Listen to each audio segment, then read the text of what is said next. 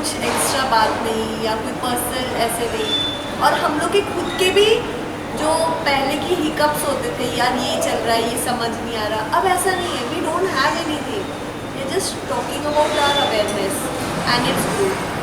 तो ये हमारी एक्सेप्टेंस, मतलब जैसे हम लोग बहुत लोगों से फर्स्ट टाइम मिल रहे हैं, या हमारा एक वो जॉय बहुत बढ़ गया है एक दूसरे से, ये बहुत अच्छा है। प्रेजेंट में ये लास्ट टाइम से अब में ये डिफरेंस, मतलब जॉय लेवल का जो वो है वो बढ़ा हुआ है, मल्टीट्यूड है, बहुत बढ़ा हुआ है, जॉय बढ़ा हुआ है। अजय भाई आपका डिफरेंस, आप तो पहला था, आपका पिछला। तो सबसे बड़ी चीज़ जो मैंने ऑब्जर्व करी कि हर वर्कशॉप एक कोई ना कोई एक इसेंस है, कोई ना कोई मैसेज लेके जा रही है। जो मैंने सबसे बड़ी चीज़ ऋषिकेश वर्कशॉप से सीखी कि हमें गंगा की तरह होना है। एक तो हृदय से पूरी मलिनता को हटाना है और सेल्फ क्लिनजिंग करनी है। जैसे गंगा के अंदर जो चीज़ आती है वो 2.5 किलोमीटर बाद अपने को साफ कर लेती है। तो एक सबसे इम्पॉर्टेंट मैसेज था कि बाहर वालों को नहीं देखना है, सबसे पहले अपने हृदय की मलिनता हटानी है और सेल्फ क्लिनजिंग करनी है। तो ये बहुत बड़ा मैसेज ऋषिकेश वर्कशॉप ने दिया। जब जयपुर में आए तब पता पड़ा कि भैया ठीक है, लेकिन अभी भी मन में बहुत बड़ा गोबर भरा हुआ है, तो पुष्प बनना है।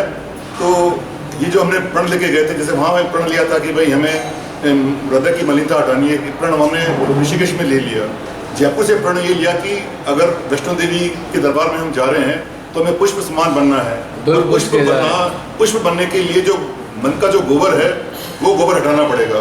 और फॉर्चुनेटली दोनों वर्षों के बीच में हमने उसमें होमवर्क किया और उसमें सक्सेसफुल भी हुए। दैट इज मोर सेटिस्फाइंग कि हाँ, जो हमने सोचा था, जो हमारा ऑब्जेक्टिव था, वो हमने अचीव किया। और अब जैसे यहाँ से मैसेज लेके जा रहे हैं तो अब एक नई अवेयरनेस। यहाँ का क्या मैसेज है?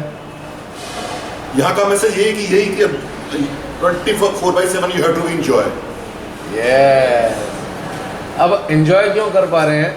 पिछली बार जो वादा किया था ना, मल मल के नहाएंगे, जो भी गोबर लगा है उसको हटाएंगे। अब गोबर हटाया है तो देखो यहाँ आपको आनंद भर दिया, माने आनंद से भर दिया। हर प्रकार का आनंद आपको यहाँ मिल रहा है। देख, आपने गौर किया? और मुझे नहीं लग रहा किसी ने गोबर वाली बातें की होंगी। आई डोंट थिंक सो, मुझे नहीं पता यहाँ की है या आपस में पर्सनल, मतलब छोटे से उसमें गॉसिप की है। आई डोंट थिंक सो किसी ने गोबर वाली बातें की होंगी। जयपुर तक तो था गोबर वाला मैटर, तभी तो वादा किया था भैया गोबर जो है उसे हटा के आएंगे यहाँ पे।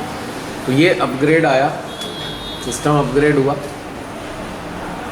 और यहाँ का मैसेज जो अजय भाई ने बिल्कुल बताया, अरे भाई एक एक पल को एंजॉय करो। कौन सा टेंशन लेके आप बहुत महान बन जाओगे। लिव मोमेंट बाय मोमेंट, जो enjoy every moment, till since morning to evening enjoy. अब तक क्या सबसे बड़ा बॉन्डेज था कि 4 लोग क्या कहेंगे, ये बहुत बड़ा बॉन्डेज था। अब वो फ्रीडम आ गई है कि 4 लोगों को मारो गोली। अगर आपको सिर्फ अपने को देखना है, खुद को जॉय में रहना है, बाकी लोगों को जो सोचना है वो सोचने दो। और आप लोगों का 4 लोग क्या कहेंगे, आप लोगों को मैं रियली हृदय से अप्रिशिएट करना चाहूँगा। वो जो वादा किया था ना, आपने उसे निभाया है।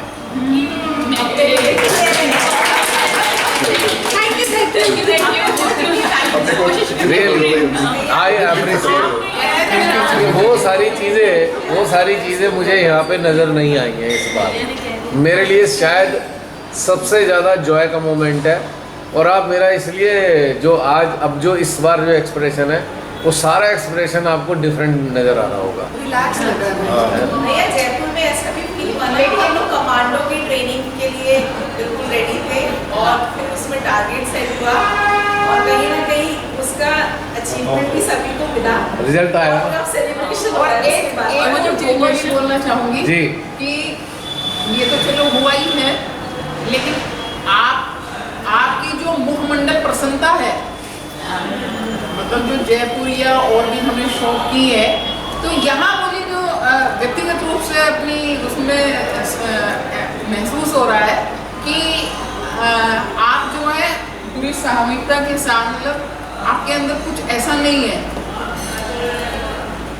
स्वतंत्र हैं इस वाली लिस्ट में, आप भी पूरा एंजॉय कर रहे हो। क्योंकि मेरे जो प्रसन्नता है वो आप लोगों का रिफ्लेक्शन है। जैसे बच्चों की एग्जाम आप जैसे वैसा मेरा एक्सप्रेशन। हो जाते थे ऐसे भैया को लगा- हाँ, अब मुझे अच्छा लग रहा है यार, अब जिम्मेदारी सी कम हो गई थोड़ी। अभी आप यहाँ लेटे हुए थे ना, हैं? अभी आप यहाँ लेटे हुए तो मैं उनको यही बोल रही थी, इस बार वर्कशॉप की अलग ही एनवायरनमेंट है भैया, तो एकदम फ्री एकदम बहुत जॉयस फील हो रही है।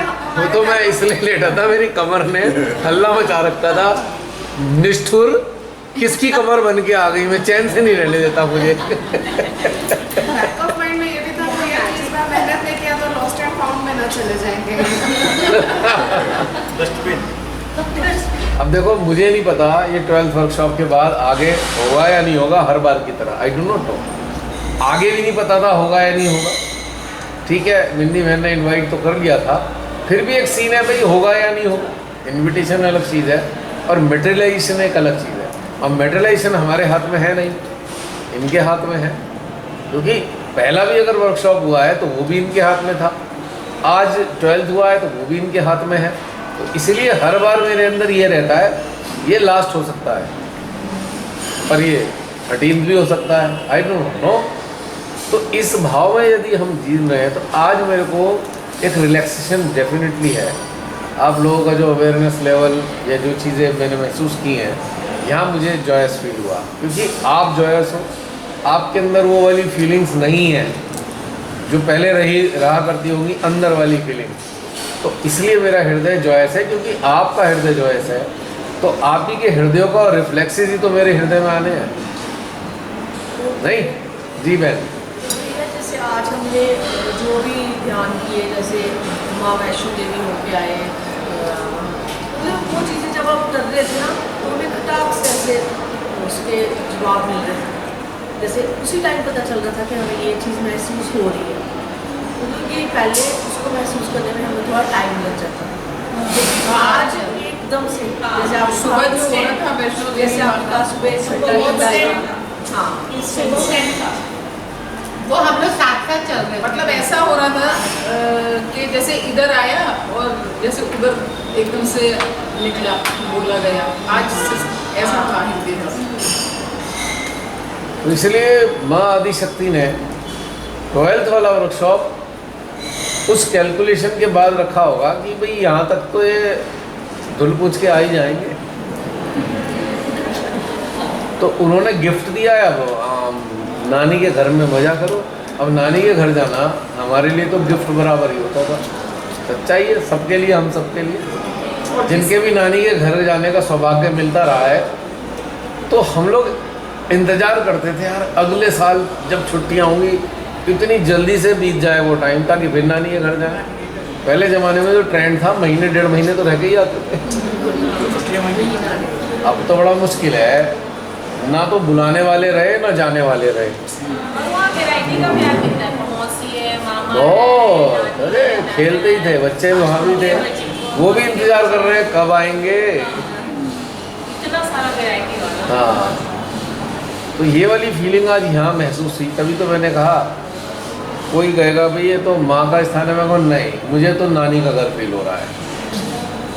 अब कोई कुछ भी कहता रहे, माँ वैष्णव है ठीक है, अबे नानी भी तो माँ ही है, वो तो माँ की भी माँ है, वो तो सुपर माँ है। तो मम्मी के घर कैसे पहले स्कूल वाला होमवर्क खत्म कर लेते थे ना, मम्मी बोलती थी कि पूरा होमवर्क जल्दी कर लोगे, फिर नानी के घर जाना तो ये उस टाइप का वर्कशॉप इसी तरह लग रहा है। होमवर्क अच्छे से किया तो वो रिलैक्स हो गए, तो खूब एंजॉय करना है। और जो चीज़ें सामने आ रही है तो वो फटाफट आ रही है कि हाँ ये तो ईजी है, ये तो हम जल्दी कर लेंगे, क्योंकि टफ वाला हमने क्लियर कर लिया। मतलब मुझे अंदर से लग रहा है कि हम दूसरी बात है ना कि जब आपके अंदर क्लैरिटी आ गई तो मेरी मेहनत भी बहुत कम हो गई ना। पूरा सिस्टम उसमें इन्वॉल्व है, खाली शब्द नहीं, पूरा ये जो वजूद है पूरा इसमें इन्वॉल्व है कि बाहर निकले भाई ये चीज़ें, जो अनवांटेड चीज़ें हैं, जो हानिकारक चीज़ें निकल जाएँ बाहर इस तरीके से।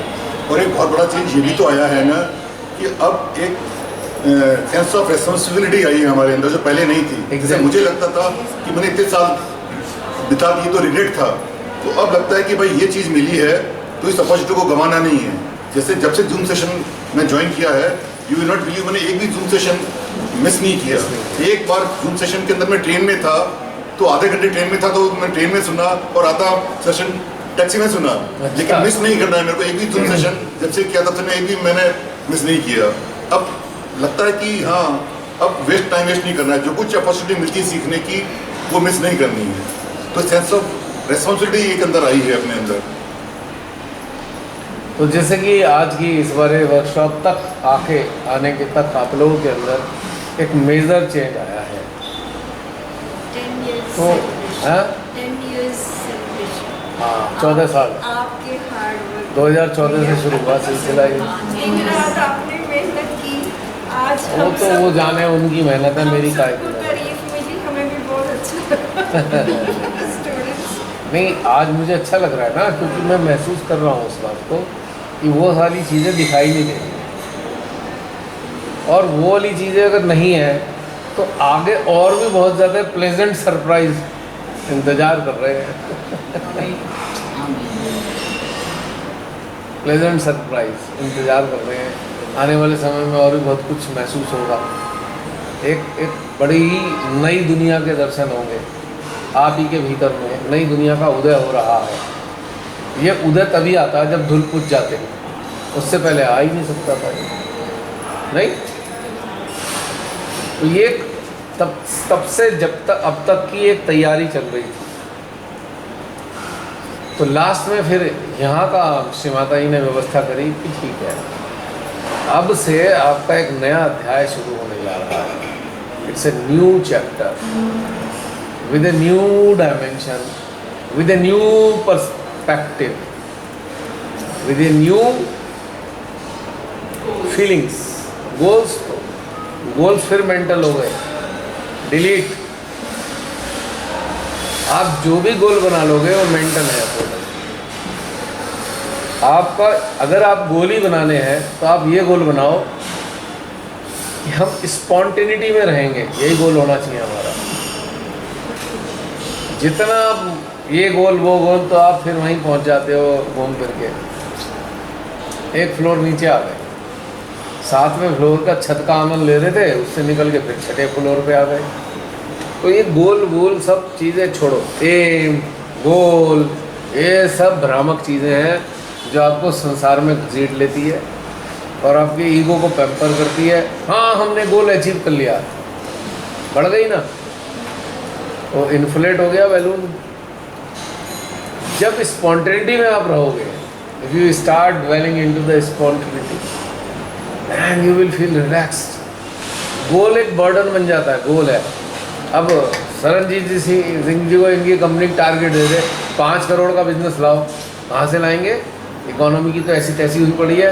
अब आ गया ना बर्डन, रात की नींद भी चली गई, दिन का चैन खत्म हो गया, बर्डन आ गया। नहीं, पिछली बार जो आपने वादा किया था ये गोल नहीं था आपका, एक प्रयास था जिसमें आप कामयाब हुए। प्रयास था, गोल थोड़ी था।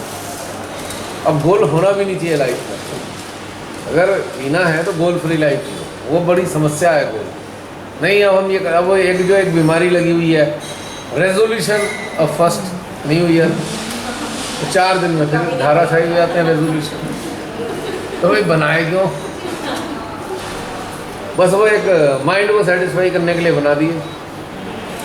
मत बनाओ, कोई नियम मत बनाओ, शांति से जियो, जैसा जीवन मिले उसे जियो, और जियो तो फिर एक जॉय के साथ जियो। अगर कमर में दर्द भी हो रहा है तो एंजॉय करो, क्योंकि इस कमर के दर्द के चक्कर में अपने वो पल क्यों खराब कर दें जो परमेश्वर ने हमें दिए हैं। तो प्रायोरिटी हमारी कमर का दर्द हो गई, तो वो जो ब्यूटीफुल आपका टाइम है वो तो गया। अरे दर्द होगा, ठीक होगा, नहीं होगा, परमानेंट रहे, हमें क्या दिक्कत है? तू भी रह ले हमारे साथ में।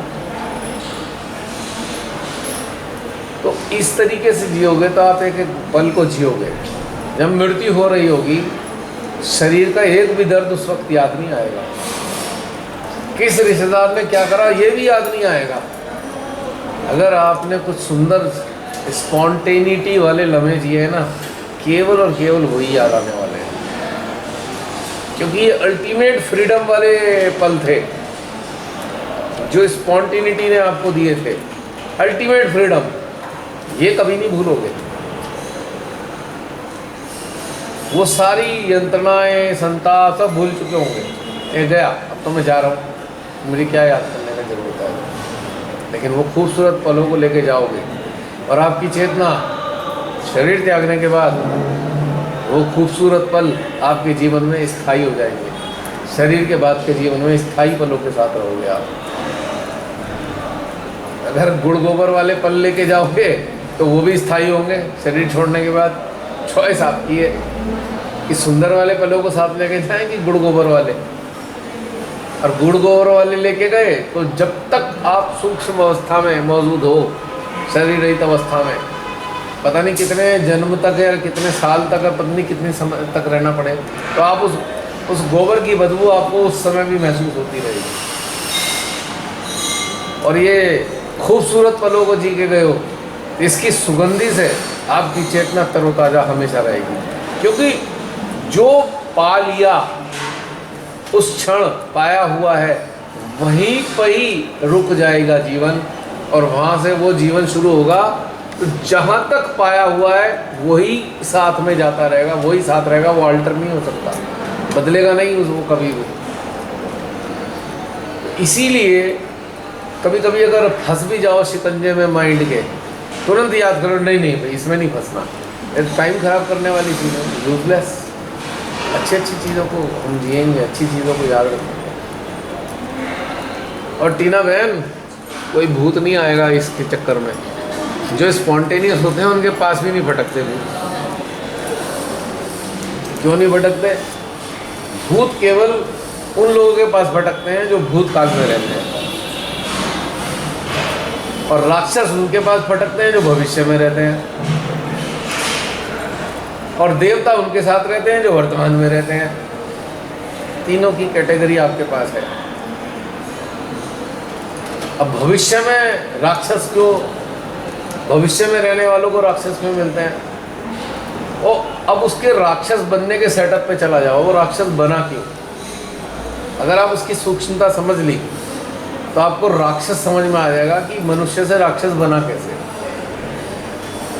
जितनी भी अतृप्तियां रही, और उन सब चीज़ों को पूरा करने की खातिर घोड़े की तरह जिंदगी जी, दौड़ते दौड़ते दौड़ते दौड़ते इतने में जीवन की सांझ हो गई। तो वो अपने जो गेन करना था उस इच्छा को लेकर मरा है, भविष्य को लेकर मरा है अपने साथ में। तो भविष्य वाले को ढूंढता फिरेगा कहीं मिल जाए।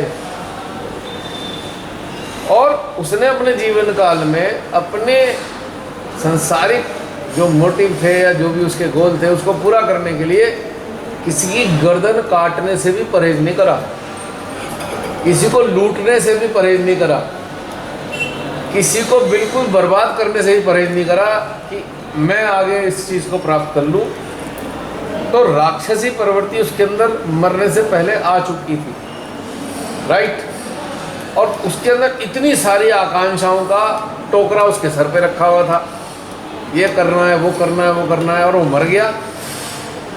अब उसके साथ समस्या क्या है कि उसकी जो अतृप्तियाँ हैं वो चीज़ पाने की, वो तो एज इट इज़ उसकी चेतना के साथ डोल रही हैं।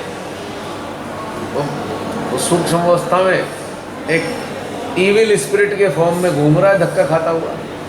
अब उसे ढूंढ रहा है कोई मेरे मतलब का बंदा मिल जाए जो भविष्य में ही रहता हो, जो बहुत सारी चीज़ों को पाना चाहता हो, ये भी पालूँ वो भी पालूँ। तो उनको ढूंढते हैं वो। तो फिर वो उनके साथ जुड़कर उनके राइट आज्ञा पे अपना कब्जा जमा लेते हैं, और भूत अपने लेफ्ट आज्ञा में कब्जा जमा के रहते हैं। और देवता वो कहते हैं हमारा तो साथ उन्हीं के साथ है जो वर्तमान में रहते हैं। तो फिर वो अपनी अतृप्तियों को आपसे पूरा कराता है। आप धीरे धीरे धीरे धीरे आपके अंदर वही सारी चीज़ें आती चली जाएंगी, क्योंकि आप पहले से ही वैसे हो, आपका डीएनए वैसा ही है। जैसे उस मरे हुए का था।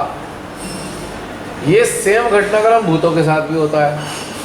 भूत की कुछ इच्छाएं छूट जाती हैं, लेकिन भूत की इच्छाएं ऐसी होती हैं कि चल भाई ये वाली चीज़ ले लूँगा, ये ऐसे जीऊँगा। या कोई एडिक्ट था, शराब का एडिक्ट था, ड्रग एडिक्ट था, मर गया, उसकी इच्छा रह गई मुझे और भी ड्रग लेनी थी, मुझे और भी शराब पीनी थी, अलग अलग वैरायटी की पीनी थी। अब वो ढूंढने पड़ा है, कौन मिलेगा? कोई ऐसा शौकीन मिल जाए तो उसके साथ लग लेगा, भरेगा पेट उसका और फीलिंग उसे होएगी। तो ये सारा वास्तविकता है। अब एक वर्तमान में रहने वाला है, वर्तमान में फिर देवी देवता आपके साथ हैं। तो ये बहुत बड़ा रहस्य है अगर समझ लें तो हम। तो हम वर्तमान में रहने वालों को बहुत ऊंचे दर्जे की चेतनाओं का सानिध्य मिलता रहेगा।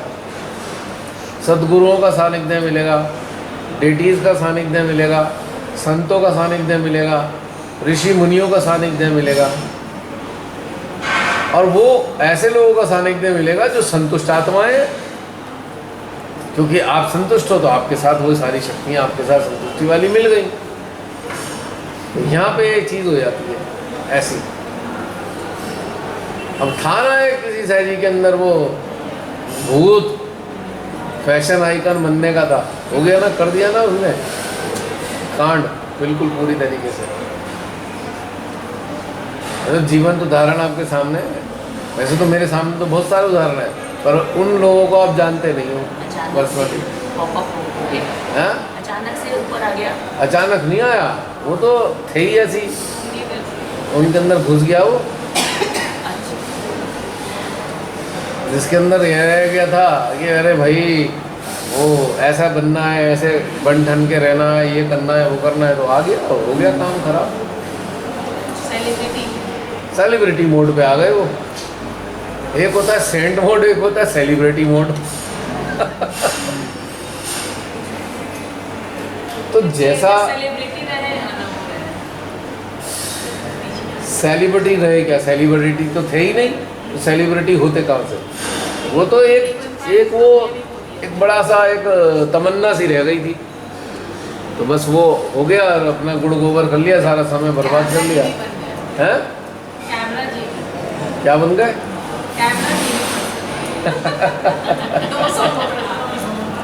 200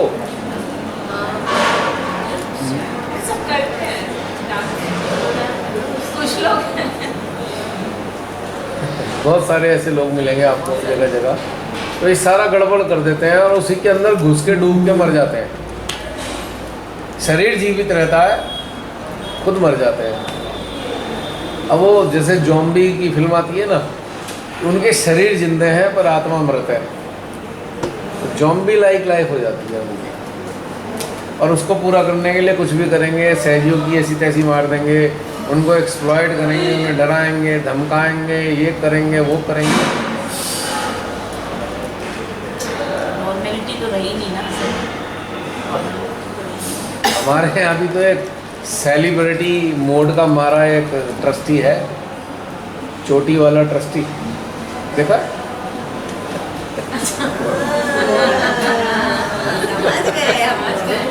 वो वही वाला, उसी का मारा हुआ है वो सारे सडनली आपका सारा सिस्टम बदल गया। अभी क्या हुआ? कल तक तो ठीक ठाक से दिखते थे, अगली बार देखा तो ये सारा अटायर पटायर सब बदल दिया। समझ में आ गया हमें, कोई लग गया इनके साथ में।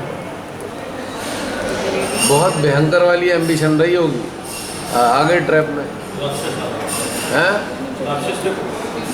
बिल्कुल वही होता है। तो अब राक्षसी पर्वती दिखाई तो दे रही है ना, सबका खून चूसना, सबको डरा धमका के रखना होता है ना, अपना रौब गालिब करना, इसकी उसकी लड़ाना, आपस में परिवारों को लड़ा दो, फूट डालो राजनीति करो और फूट डालो राज करो वाली कहानी, अपने उल्लू सीधा करो, अपने सारे उद्देश्य पूरे कराते रहो, एक दूसरे में वैमनस्य पैदा करा दो, डरा डरा कर छीन लो जो किसी के पास है। ऐसा करते हैं ना, तो क्या होगा? उनका एंड क्या होने वाला है? किसी में सेलिब्रिटी में और किसी को पॉलिटिशियन बनने का शौक है। तो नए नए नेता खड़े हो रहे हैं सहज के। मैं तो हैरान होता हूँ। अच्छा पट्टा डाल लिया गले में, जैसे हमारे डॉगी गले में पट्टा डालता हूँ, पर हमेशा नहीं डाले रखता। डाल लिया उन्होंने पट्टा, स्वेच्छा से बन गए, नेता बन गए। अरे सब वहीं जाने वाले हैं, क्योंकि उनके उद्देश्य वही है पूरे होने वाले। अब इसलिए जाना है कि जो डर नहीं रहे उन्हें डराएंगे कैसे? नेता बन के डरा सकते हैं। बड़ी बड़ी पहुंच हो जाएगी, बड़े बड़े अफसरों से जान पहचान होगी, उसे हड़काने का मिलेगा। उन्हें ये नहीं पता, जिन्हें डराना चाह रहे हैं उनके अंदर शहीद भगत सिंह की आत्मा भी है, राजगुरु की आत्मा है, आज़ाद की भी आत्मा है, मंगल पांडे की भी आत्मा है। कौन डरने वाला है? देखो वैसे तो ऐसे सोचते हैं ना मन में कि नहीं हमने तो इतना शनातनी का ध्यान धारणा ऐसी, देखो हमें कहाँ पहुँचा दिया, कितना बड़ा कदम। हाँ ये भी सही है। सेंटर वाले लोग ना कि एक इस बात से होते हैं कि जैसे सेंटर में रियलाइजेशन का प्रोग्राम रखा है, साथ में डिनर रखा है और ऑनर कर रहे हैं अपने बड़े अफसर जिनसे हमको कुछ मिलना है, पॉलिटिक्स ज्वाइन करके। वो सीधी बात लेकिन आप लोग मुझे क्यों बताते हो, आवाज़ क्यों नहीं उठाते? लेकिन हिम्मत करो। कायरता भरी पड़ी है ना, सत्य को कहने की ताकत नहीं है। क्या ताकत है सत्य को कहने की? गलत चीज़ हो रही है, आप सामना तो करो, उसको बोलो। डिस्कार्ड कर रहे हो और सामना नहीं कर सकते, पोस्ट पे फेसबुक पे लिख दो, उसकी भी हिम्मत नहीं है। बुरा बनना नहीं चाहते, नहीं चाहते ना बुरा बनना। वो इंतजार कर रहा है नर्क, उसमें फूलों की सजावट भी है। एक ही जगह मिले, माता जी देख रही है, वो सब करती हैं। हाँ वो तो अभी भी देख रही हैं, खुश हो रही हैं। अच्छा जा, मैंने वहाँ सजावट पूरी करा दी है नर्क में। शुरुआती देर में नर्क के गेट पे डेकोरेशन अच्छी है, घुसते हुए कष्ट ना हो। अब घुसने के बाद रास्ता है नहीं निकलने का।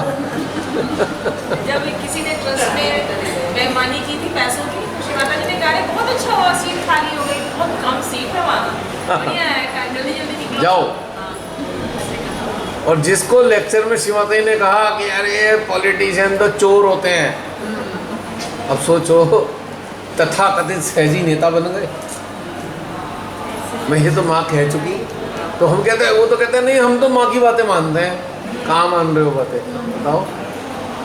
तो उन्होंने डिस्कार्ड ही किया बिल्कुल कि यार ये तो चोर, किसका पैसा मारा, किसका लूटा, ऐसे ही शब्द बोले ना श्री माता जी ने। हम हमारे तथाकथित सहजी नेता बन गए हैं। अब क्या होगा? विभोर खड़े होना है ना इलेक्शन में।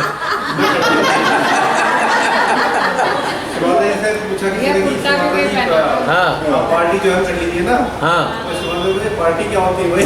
हाँ वही कोई मतलब नहीं, उन्होंने बड़ा रोक जवाब दे दिया। बहुत उन्होंने पता है क्या कहा था? अरे हम रॉयल, हम भिकमंगों की लाइन में कैसे खड़े हो जाएंगे?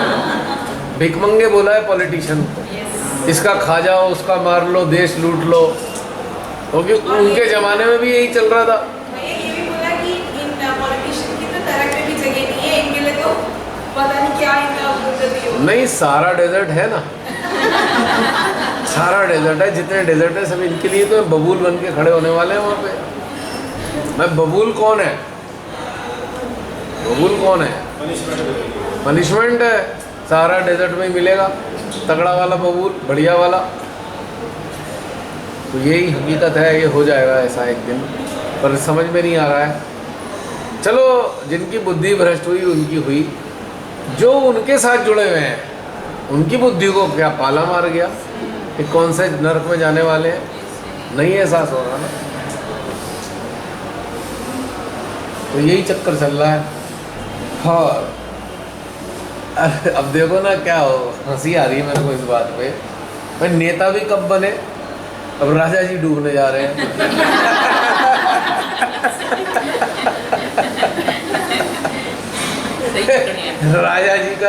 राजा जी का रिजर्वेशन नर्क के लिए हो चुका है, तो अब नेता बने हैं। बताओ तो क्या होगा? राजा जी खुद बैसाखी पे चल रहे हैं। चला गया अपना चेहरा का। तो मैं वही तो कहना चाह रहा हूँ उनके तो रजिस्ट्रेशन हो गया नर्क में, और तब जाके नेता बन गए। तो अब सोचो दुर्गति कितनी होगी। एक वो टाइम था, वो अलग टाइम था, एक बार को तब हो जाते तो कुछ पैसे वैसे का बहुत सारा लाभ हो जाता। अब तो खसोट लेंगे बाकी पॉलिटिशियन इनसे सब कुछ। वो जो नायडू बाबा ने तो उन्हें पूरी लिस्ट दे रखी है, ये तो देना पड़ेगा, वरना बाय बाय टाटा, सरकार नीचे। हैं? नायडू ने एक लिस्ट दे दी लंबी सी, उसमें 1 लाख करोड़ की तो एक डिमांड है, 50,000 करोड़ की एक डिमांड है। तो हम कहाँ से देंगे बताओ? अब उनका तो देना तो उन्हें 2 ही जगह होता है, नायडू को कहाँ से देंगे? तो नायडू बाबा तो उनसे भी सीनियर है पॉलिटिक्स में। उनके अच्छा ये कालीन हम खिसका रहे हैं, जिस कालीन पे खड़े हम खिसकाने जा रहे हैं, और इसके नीचे एक पिट बना हुआ है, उसमें मगरमच्छ है। जैसे वो देखी थी आपने शान पिक्चर, शाखार मगरमच्छ है उसमें।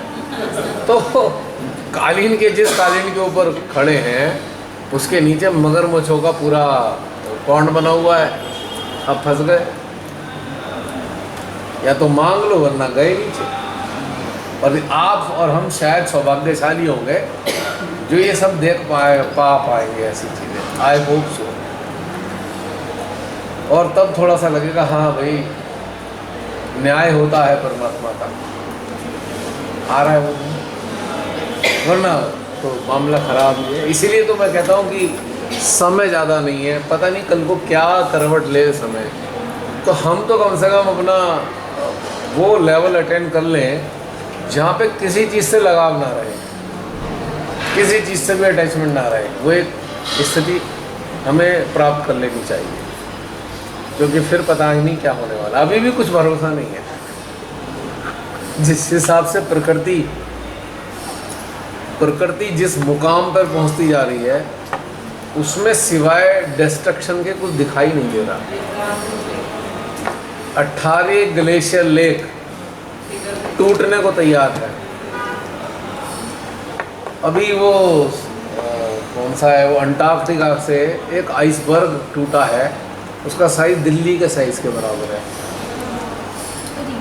दिल्ली के साइज़ के बराबर। उससे पहले एक टूटा था, उसमें बताया रहा थे कि कितने 37,000 किलोमीटर लंबा आइसबर्ग अलग हो गया है अपने सोर्स से। मेल्ट होगा तो ओशन का लेवल कहाँ पहुँचेगा, और जो साइड में इधर वाले शहर हैं वो कहाँ जाने वाले हैं? अल्टीमेटली 20% बचनी है, इसके लिए मेंटली तैयार रहना पड़ेगा। वो तो माँ क्या ही है, 80% का हम भी हो सकते हैं, हो सकता नहीं। हाँ भाई हम तो तैयार बैठे निकलने के लिए, कोई दिक्कत ही नहीं है। तभी तो मैं कहता हूँ समय कम है, तो छोड़ बैठे जी, कब कौन निकल ले छोड़ पता ही बैठे। कुछ नहीं। छूट तो जाना ही है, हमने तो छोड़ दी। देखो प्रॉब्लम क्या है, खासतौर से मेरे जैसे इंसान का तो कोई रेजिस्टेंस ही नहीं है। अगर निकलने के ऑर्डर आ गया तो हो सकता है पहले नंबर पे मैं कहूँ अच्छा मैं आ रहा हूँ, मतलब 50 लोगों का नंबर आया हुआ है, मैं पहला नंबर मुझे दे दो ना, मैं तो कब से प्रतीक्षा कर रहा हूँ। तो फिर समय नहीं है ना। अब हम जैसे लोग मान लो हैं, तो हम क्या वो सब देखना चाहेंगे? वो जो इतना डिस्ट्रक्शन होगा, ये होगा, क्या हम देखने की इच्छा रखेंगे? उसको मन नहीं करेगा ना देखने का ये सब। तो फिर यहाँ रुक कर क्या करेंगे? जैसे कि हम यहाँ आए हुए हैं, यहाँ पे बड़ा अच्छा एटमॉस्फेयर है, बड़ा मज़ा आ रहा है। तो हो सकता है हम कोशिश करें भाई यहीं रुक जाएं थोड़ा समय पे, या परमानेंट देख के चलो घर यहीं बना लेते हो, वहाँ से शिफ्ट होकर इधर आ जाए। और यदि ऐसी किसी जगह पर हो जहाँ बड़ा ख़राब माहौल है, तो कितनी देर रहने वाले हैं वहाँ पे? सोचेंगे जल्दी से जल्दी भाई निकलो यहाँ से, ख़राब एटमॉस्फेयर है। तो जब धरती पर एक ऐसा एटमॉस्फेयर पैदा हो जाएगा जो बहुत ख़राब लगेगा, तो हम रुक के यहाँ करेंगे क्या? बताओ क्या करेंगे रुक के? उसमें कुछ फ़ायदा होने वाला है क्या? और कोई सुधार भी नहीं हो सकता। तो जाने का दिल करेगा। इसका मतलब ये थोड़ी है कि हम जो है मरना चाहते हैं, इसका मतलब ये है कि हमें अरुचि हो गई। यहाँ पे सही नहीं है, तो हमें यहाँ करना क्या है? नहीं, तो ये भी तो घटनाक्रम बन सकता है। एक समय बाद आपको लगेगा आप अटके तो कहीं हो नहीं, अब भाई किसकी इंतजार है अब? तो कहते हैं ना, वो लड़के की शादी कोई करता है और उसकी शादी 200-400 किलोमीटर दूर होती है, तो बारात जाती है, बस जाती है, तो बुजुर्ग जो होते हैं वो खड़े होते हैं, उनके साथ कुछ छोटे खड़े होते हैं, भाई जरा बस को भी चला मत देना, रिश्तेदार आने हैं अभी। लेकिन कौन नहीं आया? और फूफा नहीं आया। अरे उसके बिना तो बिल्कुल छोड़ के मत चले जाना, मुसीबत हो जाएगी। फिर एक और ख़तरनाक रोल वाला कैंडिडेट होता है, जीजा नहीं है या वो तो सरताज है, उसके बिना कैसे हो जाएगा? तो बस इन दोनों की तो हर हाल में वेट करती है। जब ये दोनों आ जाते हैं तो फिर बूढ़े बुजुर्ग कहेंगे, अरे भाई आ गया जीजा और फूफा? हाँ जी, चलो बस चलो। अजी वो पड़ोसी रह गया जी, छोड़ो अभी तक नहीं आया, निकल लो। दो कैंडिडेट की इंतजार होती है खाली। अजी वो रिश्तेदार नहीं आया, आ जाएंगे बाद में, बस से आ जाएंगे, अब हम चल रहे हैं, लेट बहुत हो गए। लेकिन जीजा और फूफा का घड़ी नहीं देखते जब तक वो नहीं आता, तब तक घड़ी की सुइयाँ चलती नहीं आगे को। होता है ना। तो एक बस खड़ी हुई और हमारी कोई रेजिस्टेंस नहीं है। सोचो, बस खड़ी है, हमारी कोई अटैचमेंट नहीं है, कोई रेजिस्टेंस नहीं है, तो क्या होगा भाई? चलो भाई बस में बैठो। किसकी इंतजार है? यहाँ तो कोई जीजा भी नहीं है, कोई फूफा भी नहीं है, तो फिर टाइम तो खराब कर रहे हो, निकलो।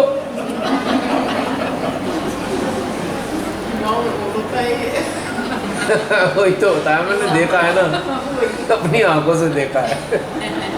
अब एक और मजेदार देखिए, अब जीजा को किसी बात पे खुंदक आई हुई है। किस बात की खुंदक आई है?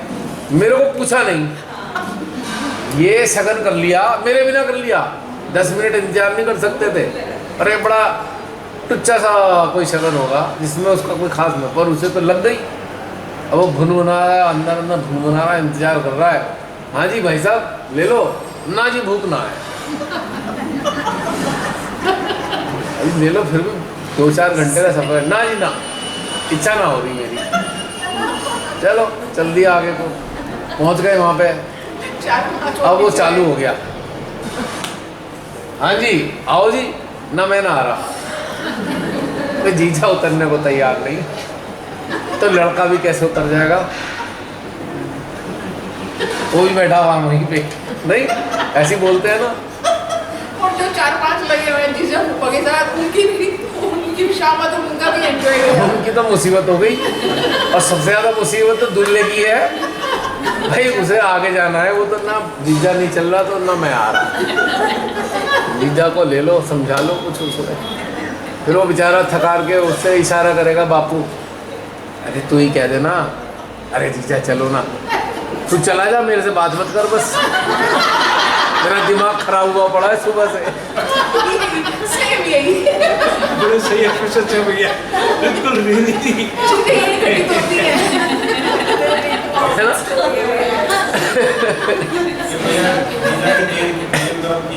हैं?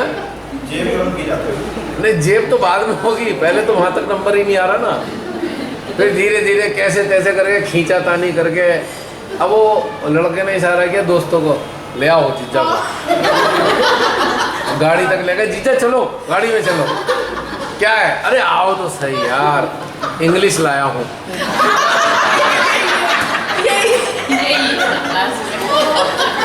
अब जीजा ना नुकर करते करते उसका भी दिल कर आया। भाई बहुत दिन हो गए, देसी चल रही थी, अंग्रेजी लाया है। थोड़ी मिलाई भी आ गई। हाँ, धीरे धीरे वो जो रवा होना शुरू होता है।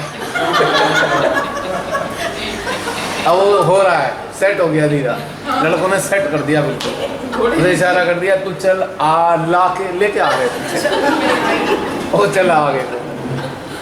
सही है, बड़ा मज़ा आ रहा है, सब खुश हो गया, हाँ भाई ऐसी चीज़ें मिल गई। उसके बाद चला आगे को, अब आ गया, बड़ा सगन पगन है, ज़्यादा पूछ हो गई उसकी, जीजा आओ, यो ना उतरे घोड़ी से, साथ में खड़ा होना पड़ेगा। उतारना मामा ने है, पर जीजा जरूर चाहिए वहाँ पे।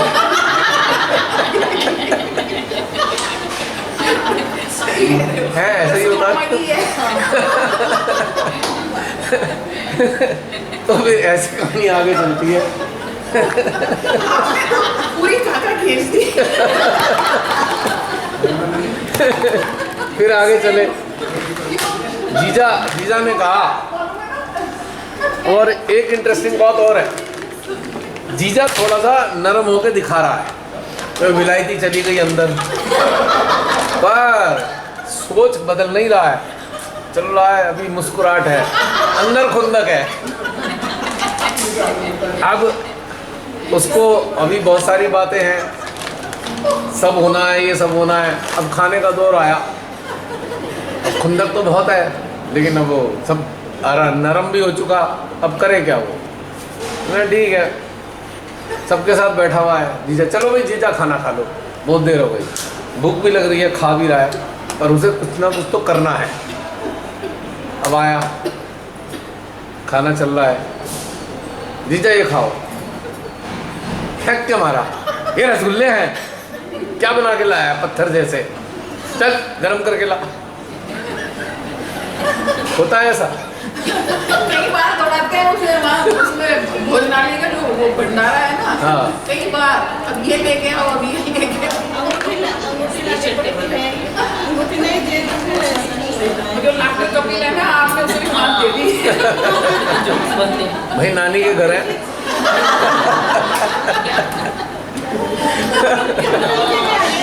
एक सेकेंड।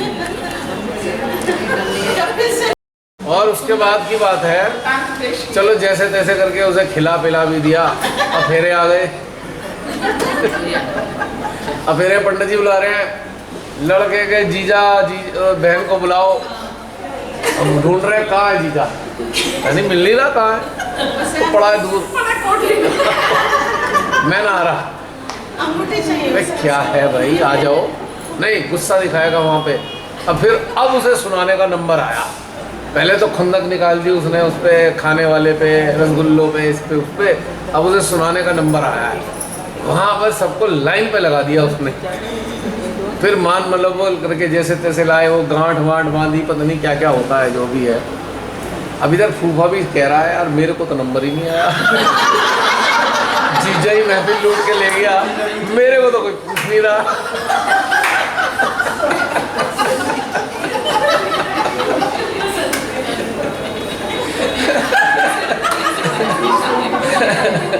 है नहीं। उसके बाद क्या हो रहा है, अब उसे भी लगी भाई मेरी पूछ तो है ही, ये तो जीजा पे ही लगे रहे, मेरे को तो छोड़ देखा ही नहीं इन्होंने, मतलब मेरा कोई महत्व नहीं है, तो चलो कोई नहीं।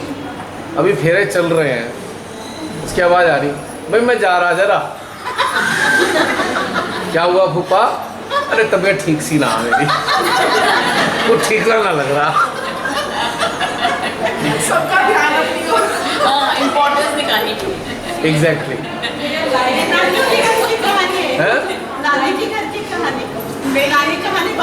वही तो है, वही तो है, तभी तो एंजॉय कर रहे हैं इस चीज़ को। तो ये सारा सिलसिला चला, बड़ी मुश्किल में फूफा को ही मनाया, जैसे तैसे करके जो है अपना बेचारा लड़का अपनी पत्नी को लेके आया।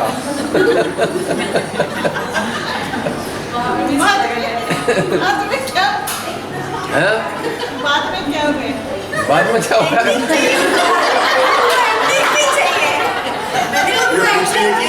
स्टोरी की हैप्पी एंडिंग है, सैड एंडिंग है?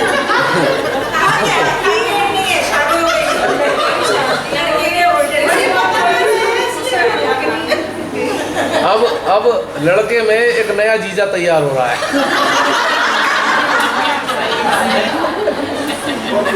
लड़का ये सब देख रहा है, पर उसके अंदर एक जीजा पदार्पण कर रहा है।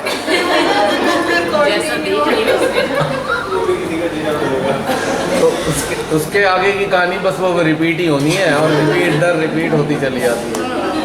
नहीं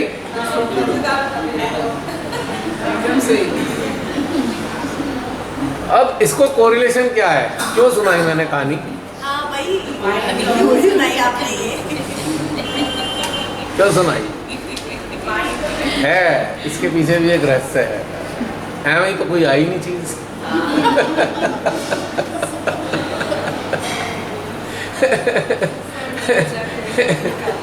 एक सहजी नया नया जुड़ा है, संस्था में जाने लग गया है वो, उसको आप लड़का मानो।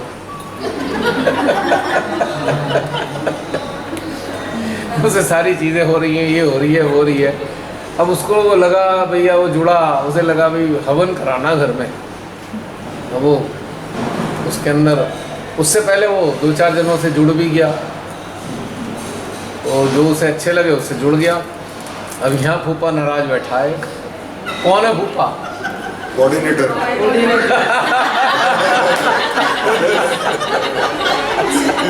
हाँ, जान गए, रहे थे। उसे बड़ी अनुमति कर रहा है, भाई साहब चलो जरा वो हवन। नहीं, हमारे पे टाइम नहीं है। किसके हाथ से करवा रहे हैं? हाँ, जिससे कराना है वही एक रजिस्टर्ड है, वही कराएंगे हर जगह। कोई और मजाले करा ले, नियम प्रोटोकॉल बना रखे, कोई करा नहीं सकता हवन। तो ये एक समस्या उस बेचारे के लिए, क्या करे। अब हवन कराना है, घर नया नया लिया है, हवन करने को कोई तैयार नहीं, और क्योंकि इंस्ट्रक्शन है, कोई इंडिविजुअल किसी को बुला नहीं सकता, वो इनवैलिड है, वरना सेंटर से बाहर निकाल दिया जाएगा। तो बेचारा बड़ा अनुमने कर रहा है, तो यहाँ फूफा अकड़ा पड़ा है।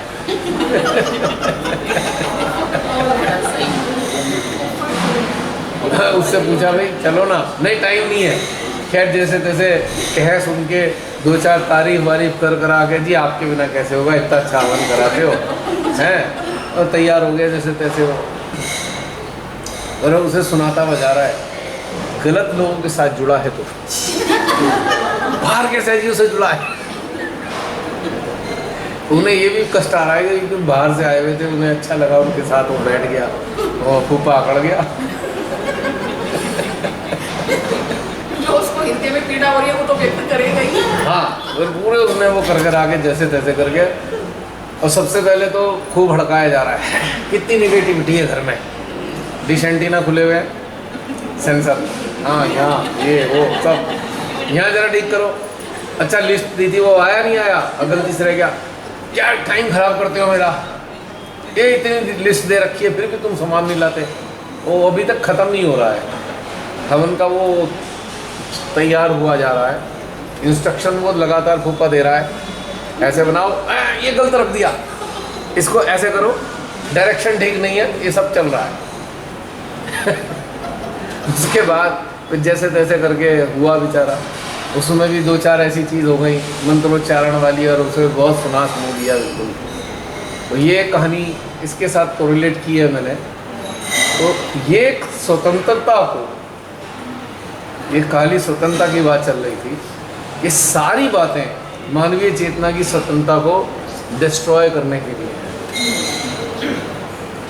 श्री माता जी ने आपको आत्म साक्षात्कार दिया, किसी का निर्भर नहीं बनाया है कि आप किसी के निर्भर बन जाओ, समझ रहे हो ना, अपनी स्वतंत्रता किसी का में खड़े निर्भर होना है, है। अपनी स्वतंत्रता में खड़े होना है। अरे जीजा तो रह गया, जीजा तो मिसिंग है जीजा। एक जीजा और है, बताओ जीजा कौन है? जीजा कौन है? सारे सेक्टर में ट्रस्ट नहीं, सेंटर पे बात चल रही है, ट्रस्ट वाला लीडर नो वो तो कोऑर्डिनेटर हो ही गया। सेंटर की भजन गाने वाला, भजन गाने वाला, सही बोला। तो जीजा है पक्का वाला, और जीजा और फूफा में खींचातानी चलती है, उसकी भी पूछ है और उसकी भी पूछ है। वो भी दामाद है, वो भी दामाद है। हाँ, एक सीनियर और एक जूनियर। ना जूनियर अपने आप को कम माने, ना सीनियर को, भाई सीनियर ही है ही। उनके भी घर में पहले आया। उससे पीछे एक संघर्ष और हो गया, भजन कौन गाने वाला है? फूफा ने कहा अजी वही तो, दूसरे आए हैं। उसे बुला लिया ना, मैं ना हूँ। वहाँ टसल लग रही है, क्योंकि आधे लोग भजन गायक के मुरीद है।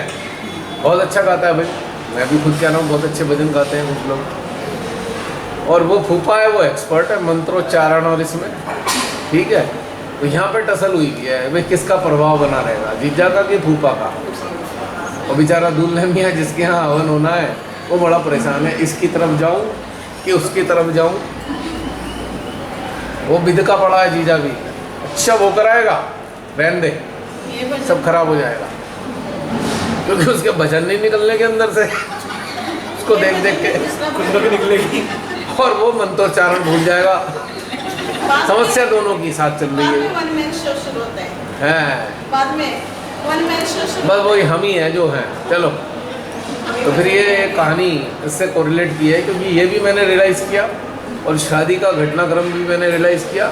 कई बार शादी अटेंड करने का मौका मिला और यहाँ पे सारी एक टसल चलती रहती है लगातार। आप कभी सेंटर्स में जाना, ये एक्चुअली हमने देखा तो हुआ था, गुत्थी आयल को ये गुत्थी है देखा तो था, प्रैक्टिकली ये सब होते हुए हमने देखा है, लेकिन ये क्यों होता है जीजा और फूफा आज ये हुआ। सारा खेल महत्व का, किसका महत्व ज़्यादा, दोनों में खींचतानी नहीं। आप कभी बारीकी से देखना, आप अपने रिश्तेदारी में देखना, जीजा के पास फूफा ना मिले, साथ नहीं बैठने के, और गलती से शर्म शर्मिंदगी बैठ गए तो तुरंत कूद के दूसरी जगह, क्योंकि दोनों का एक स्टेटस है। अब प्रभाव क्या है कि जो जूनियर पीढ़ी है वो जीजा जीजा और सीनियर पीढ़ी फूफा फूफा, और महत्व तो दोनों का अलग अलग है, तो उनमें एक रस्साकशी चलती रहती है, कौन कब बाजी मारेगा। और ऐसे ही यहाँ पे भी होता है, यहाँ पे भी यही हाल देखे मैंने। तो मैं ये कहना चाह रहा था कि एक स्वतंत्र चेतना जो है उसी दिन स्वतंत्र हो जाती है जिस दिन श्री माता जी ऑथेंटिकली आपको स्वतंत्रता ठीक उसी दिन प्राप्त हुई, यानी कि आपको एलिजिबल बना दिया गया उस अल्टीमेट फ्रीडम के अचीव करने के लिए। आपको एक एलिजिबल बना दिया गया जिस दिन आत्म साक्षात्कार दिया, वहाँ से आपका संबंध डायरेक्ट श्री माता जी से जुड़ गया है, ठीक। अब हैरानी इस बात की होती है कि जुड़े तो हम श्री माता जी से हैं और उन्होंने एक एक चीज़ बता रखी है। हवन कैसे करोगे उसका पूरा प्रोसेस उन्होंने बताया, पूजा कैसे करोगे उसका भी पूरा प्रोसेस बताया, ठीक। कभी आपने सुना श्री माता जी किसी लेक्चर में उन्होंने कहा हो कि जो हवन कराओगे तुम वो किसी लीडर या कोऑर्डिनेटर से कराओगे, इंस्ट्रक्शन नहीं है कोई। क्या पूजा के लिए उन्होंने कहा ऐसा कि किसी कोऑर्डिनेटर को या उसको चुनो पूजा कराने के लिए?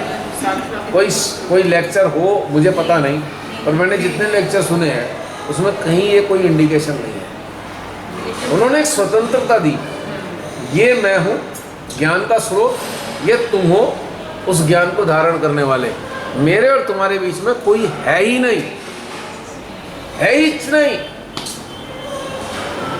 तो फिर आप किस आधार पे किसी को अपने जीवन में घुसा के ले आए और एक ट्रेडिशन बना डाला कि आप पूजा नहीं कर सकते घर में? क्यों नहीं कर सकते? भगवान की पूजा घर घर में होनी चाहिए, क्यों नहीं कर सकते पूजा? एक टेक्निकल इशू है कि आप पूजा करने योग्य तब होंगे जब आपके सहस्त्रार पे कनेक्टिविटी होगी, यानी कि आपकी एक्सेस मेरे तक है। Now you are eligible to do puja, चाहे आप एक दिन पहले आप जुड़े हो या 2 दिन पहले जुड़े हो, वो मैं तो नहीं लगता। तो इन्होंने एक सेटअप बना दिया अपने आप की, या कभी श्री माता जी ने इंस्ट्रक्शन दिया मुझे मालूम नहीं, कि 6 महीने जो लगा देगा वो एलिजिबल होगा। मान लिया मैंने, चलो 6 महीने पुराना हो गया भाई, अब तो एलिजिबल बन जा, अब जीजा और फूफा के चक्कर में क्यों पड़ा है?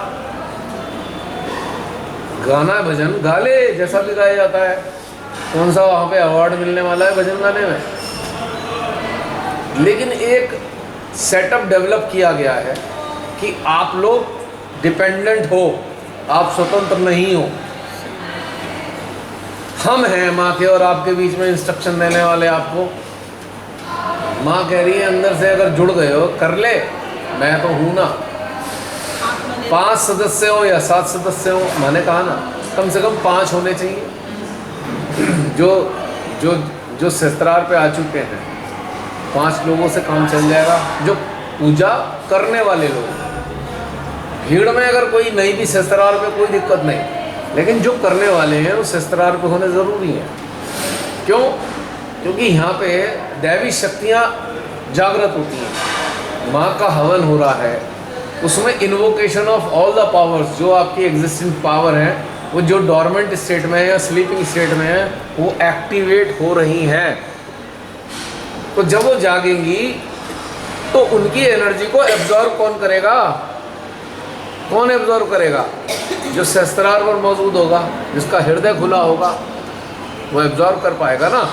यदि किसी अनऑथेंटिकेटेड पर्सन ने हवन परफॉर्म किया, ठीक है, और चलो शक्तियाँ किस तरह से एक्टिवेट हो भी गई, तो वो जो करने वाले हैं वो उनके सिस्टम को, उनकी एनर्जी को एब्जॉर्ब तो कर नहीं पा रहे, फिर वो एनर्जी कहाँ जाने वाली है? फिर माँ को पीड़ा देगी नहीं देगी पीड़ा? साक्षात रूप में अगर होंगी तो उन्हें पीड़ा झेलनी पड़ेगी। तो इसलिए उन्होंने एक सिस्टम बनाया था, एटलीस्ट आप सहस्त्रार पे होने चाहिए, तब आप एलिजिबल होंगे पूजा या हवन कराने के। अब आप हो गए हो, अब भी फंसे पड़े हो, नहीं जी वो ऐसा हो जाएगा, वरना ये हो जाएगा, फलाना ठिकाना। सीमाताई ने मुझे कोई इंटरेस्ट कभी नहीं रहा हवन करने में या पूजा करने में, लेकिन कई बार ऐसा हुआ कि ऐसी स्थिति आई थी, वो सेंटर वाले तो आ नहीं रहे, उन्होंने तो मना कर दिया, हवन कराना है, इनसे कहा, मैं चलो ठीक है हो जाएगा, करवाया उन्होंने कई बार, लेकिन कोई नियम नहीं है। और उसमें नियम किसने बना दिया? फूफा और जीजा ने बना दिया ना। तो उस परमेश्वरी से उनको भय नहीं आ रहा है, तो वो अपनी चला रहे हैं। इससे आपकी बात का जवाब है, आपने कहा ना माहौल ही ऐसा नहीं था, कौन बताता, लेकिन यहाँ पर ये दुष्टता हुई है और सहजियों से मूर्खता हुई है। आप समझ रहे हो?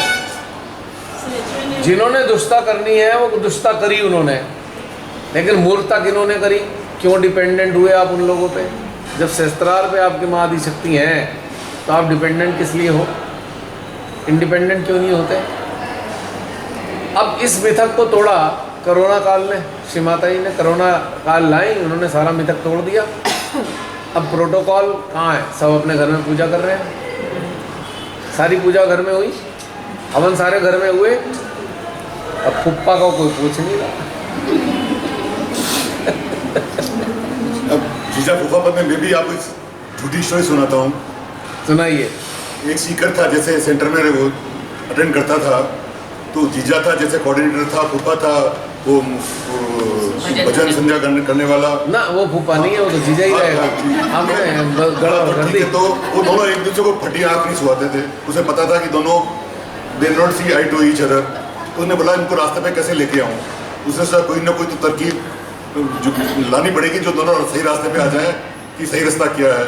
तो उसने पहले के पास में गया, जीजा के पास में, और बोला आज रात को आप 8 बजे मेरे डिनर पे आना है आपको मेरे घर पे। तो बोला ठीक है भाई मैं आ जाऊँगा 8 बजे डिनर पे।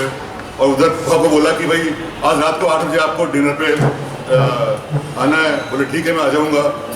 और जब जीजा आया तो पहले उसको एक कमरे में बैठाया, और जब फूफा आया तो उसको दूसरे कमरे में बैठाया, और फिर जीजा के पास में गया, बोला तुम किसी और खाना क्यों नहीं लगा रहे? बोले कि कोई और भी आ रहा है। बोले कौन आ रहा है? जी वो फूफा आ रहा है।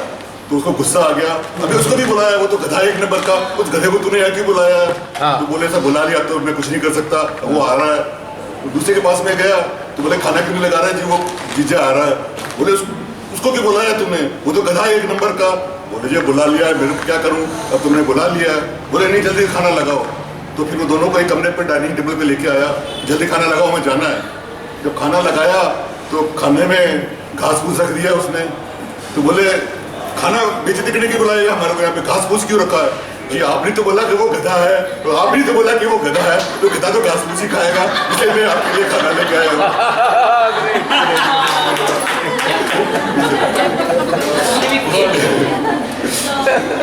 ये बाहर की बात बहुत जोरदार रही। और ये शब्द बड़े बड़े लोगों ने आपस में इस्तेमाल किया है, मैंने सुना है। हाँ आपने भी सुना होगा। हाँ, इसलिए तो मेरे को याद आया। बहुत बड़े लोगों के बीच में ये वार्तालाप होता था, ये तो गधा है, वो उसको गधा कह रहे हैं, वो इसको। अब दोनों ही बड़े टॉप मोस्ट पोस्ट पे बैठे हुए हैं और दोनों एक दूसरे को फूटी आंख नहीं सुहाते, और मजबूरी में दोनों को ही सिमाते के सामने बनना पड़ता है, हाथ पकड़ के चल रहे हैं। माइक खींच रहे हैं, वो माइक खींच रहे हैं, माइक मुझे ना माँ नहीं, जहाँ माँ है और माँ तो दोनों को पकड़ के चल रही है, नहीं लेके मतलब माँ को भी लेके चलना पड़ रहा था ना उन्हें, तो दोनों लेकिन आपस में यही संबोधन के साथ इस्तेमाल करते हैं। इंटरेस्टिंग बात देख लो आप, टॉप मोस्ट लीडरशिप की बात कर रहा हूँ मैं। भैया माँ को सब कुछ पता है ना, और इनको क्या इनके अंदर में क्या चल रहा है? हाँ वो तो सही है, उन्हें तो सबका पता है, उन्हें तो हमारा सबका पता है, उनके अंदर क्या है, क्यों चल रहा है, लेकिन असली बात क्या है? भाई माँ तो हम सबकी माँ है। अब एक संसारिक माँ को अपने बच्चों का नहीं पता होता क्या? वो तो दिव्य माँ है, उनको नहीं पता होगा, लेकिन सवाल उनका है बच्चों का कि वो कर क्या रहे हैं, उनकी चॉइस क्या है। बच्चे बिगड़ रहे हैं। दोनों ने एक दूसरे को गधा कह दिया तो दोनों गधा साबित हो गए, उन्होंने बता ही दिया। तो जब ये सब बच्चे देख रहे हैं तब उनकी गधों की इतनी इंपॉर्टेंस क्यों बना रखी है, जो आपस में गधे कह रहे हैं एक दूसरे को? इसका मतलब आपके और श्रीमाताई के बीच में संबंध स्थापित नहीं हुआ, आप बिल्कुल डिपेंडेंट हो, कोई संबंध ऐसे ऐसे करके बन रहा है। श्रीमाताई ने कहा ना, मैं और तुम मेरे बच्चे, मैं तुम्हारी माँ, अब कौन बीच में? आपको पता है ना, बच्चे और माँ के बीच में पिता भी नहीं आ पाता, पिता भी एक साइड हो जाता है। तो माँ कहती है देखो एक बात सुनो, मैं इसे हैंडल कर लूँगी, तुम देख लो, कोई बात नहीं। और जब ऐसा लगता है ना सज़ा मिलने वाली है तो माँ ही बचाती है, नहीं नहीं मैं देख लूँगी, ठीक कर लूँगी, अब आगे नहीं करेगा नहीं ना आगे, हाँ नहीं मम्मी ठीक है, पिता भी कहता अच्छा देख। हालांकि पिता भी अंदर जान रहा है मुझे ये रोल अपनाना पड़ेगा सख्त, वरना ये ढील मिलती रहेगी और ये फिर बेकार हो जाएगा। नव संदेश में इसलिए माँ ने बोला है ना, नव संदेश में पहले संदेश में ही पहला बोला है माँ ने, मेरे बच्चे क्यों बिगड़ गए। और उसमें और एक चीज़ और है, उसमें बच्चा बहुत ज़्यादा गड़बड़ कर रहा है, माँ क्या कहती है, देख भाई एक बात सुन ले, उस दिन तो मैंने तेरे को बचा लिया था, आगे से नहीं बचाने वाली, देख ले। और कई बार ऐसा आ भी जाता है कि वो फिर पिता उसको सही कर देता है, ठोक पीट शुरू हो जाती है उसकी, डेंटिंग पेंटिंग सब माँ कर रही होती है बाद में उसकी, और कह रही है, लगा रही है, चोट लग गई ना, नील पड़ गया ना, ले ये लगा वो लगा, तेरे से समझाया था ना, तो शैतानी करना बंद कर दे वरना देख ले, अब देख हो गया ना, अब आगे से ध्यान रखियो बिल्कुल। माँ उसको ये भी कह रही है। तो जब हमारे और माँ के बीच में कोई है ही नहीं, तो बीच में आप उन सारी चीज़ों के लिए बीच में ला क्यों रहे हो जिनको लाना नहीं है? नहीं, कोई है बीच में, कोई ये भाई कोई ऐसा कहेगा कि हाँ भैया ये जो माँ जो है ना मुझे इनके जरिए मिलती हैं, कोई कह सकता है ऐसा? सही नहीं कह सकता ना। तो फिर जबरदस्ती क्यों आपने पंगा डाल रखा है कि जीजा और फुप्पा के बिना कुछ होने का नहीं? बताओ। और अगर सही हो दूल्हा, जीजा और फुप्पा सेंटर में रहेंगे बिल्कुल। अगर दूल्हा सही है ना, जाके कहता जीजा देख बात सुन, तेरी इज्जत सबके सामने रख रहा ना, अगली बार दिखना चाहिए मैं ना चाह रहा तेरी बेइज्जती हो जा। भैया की टोन बिल्कुल बढ़िया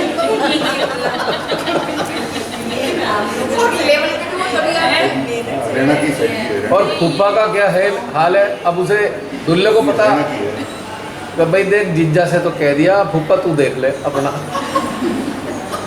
उसको ये नहीं कुछ कहेगा, वो बड़ा है, तो भाई जीजा को देख ले, कर दिया, मेरी जिम्मेदारी ना फिर। शादी के बाद दोनों ने शुरू होना है। तो ये एक घटनाक्रम है। तो यहाँ दूल्हे गड़बड़ हैं, कमजोर हैं, इस कारण से ग्रोथ नहीं हुई।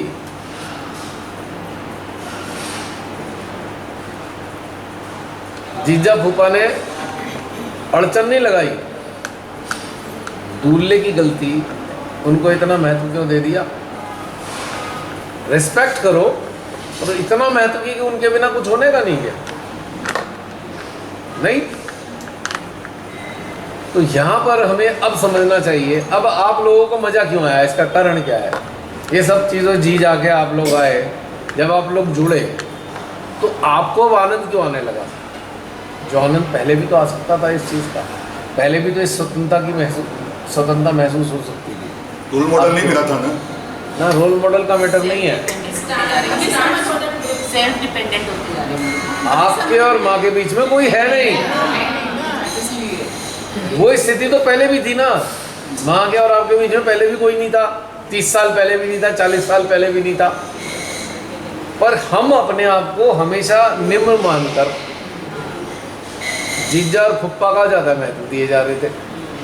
ठीक है, रिश्तेदारी में जीजा फूफा का सम्मान होना चाहिए, पर आपने सम्मान के स्थान पर इतना महत्व दे दिया कि वही घर के फंक्शन में बाधा बन रहे हैं बार बार। यानी कि आपके उत्थान में जीजा और फूफा ही बाधा बने पड़े नहीं पड़े, क्योंकि आपकी चॉइस है, खुद की है। और इधर सीमाते ही देख के कैसा लगती है, कहाँ घूम रहे हैं भटकते हुए, भाई मेरे पास क्यों नहीं आ रहे? नहीं, आज आप खुद अपने अंदर झांक के देखो कि आपके और माँ के बीच में कौन है कोई? एक भी अस्तित्व आपको बीच में मिलेगा नहीं।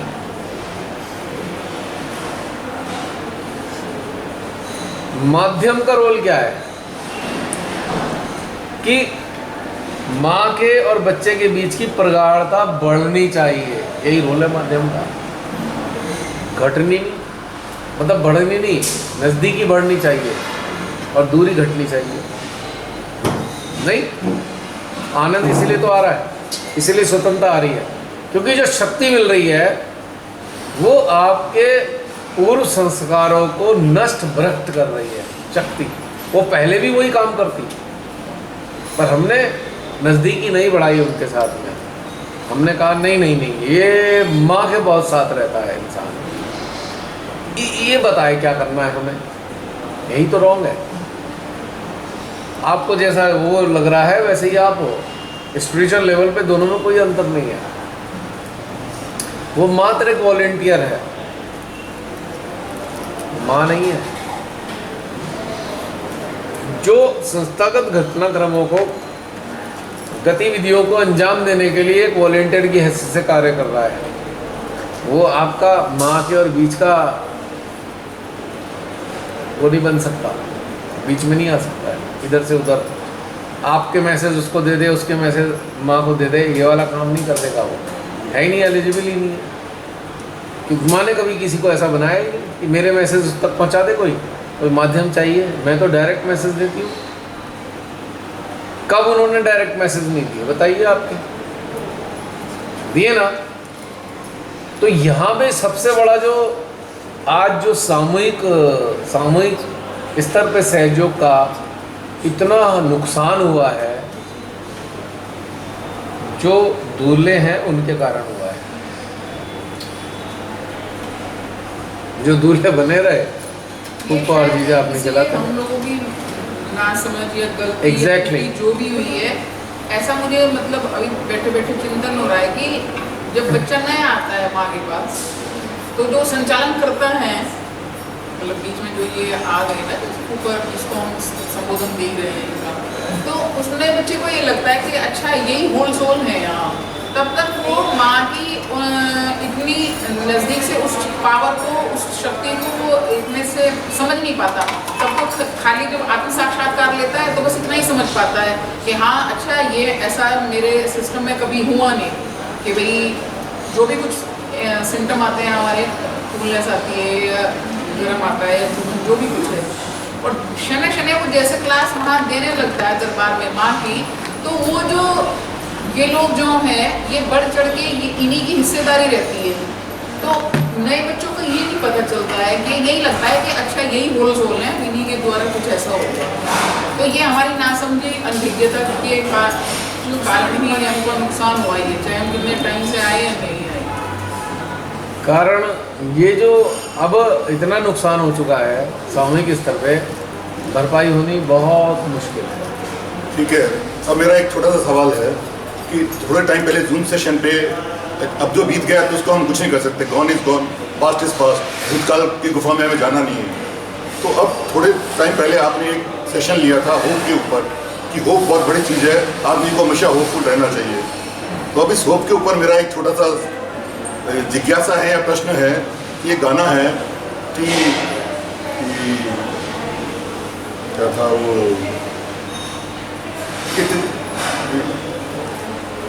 क्या था वो,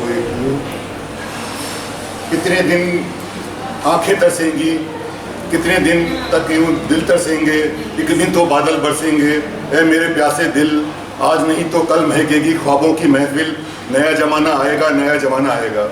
तो अब मेरा प्रश्न है कि हम होपफुल हैं कि पास्ट इज पास्ट, हम कुछ नहीं कर सकते, अब वो नया ज़माना कब आएगा?